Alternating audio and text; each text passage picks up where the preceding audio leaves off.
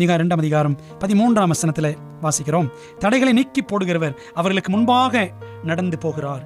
அவர்கள் தடைகளை நீக்கி வாசலால் உட்பிரவேசித்து கடந்து போவார்கள். அவர்கள் ராஜா அவர்களுக்கு முன்பாக போகிறார். கர்த்தர் அவர்கள் முன்னணியில் நடந்து போவார். பாருங்கள், எத்தனை முறை முன்பாக முன்னணியில் அப்படின்னு படிக்கிறோம். ஆண்டவர் நமக்கு முன்பாக செல்லுவார் என்றால் தடைகள் எல்லாம் அவர் நீக்கி போடுவார். ஒருவேளை நம்முடைய தொழிலில், நம்முடைய குடும்பத்தில், வேலை செய்கிற இடத்துல சில விஷயங்களை தடைகளாக நாம் பார்க்கலாம், அல்லது சில நபர்களே நமக்கு தடைகளாக இருக்கலாம். ஆனால் நம்முடைய தேவன் தடைக்கற்கள் எல்லாவற்றையும் படிக்கற்களாக மாற்றுகிற தேவன்.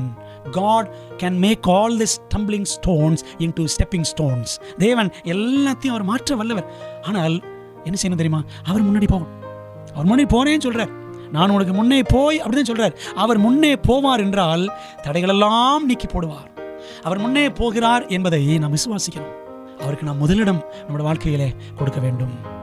அவரை தேடுவதிலே முதலிடம், அவரை கனப்படுத்துவதிலே முதலிடம் நாம் கொடுக்கிறோமா?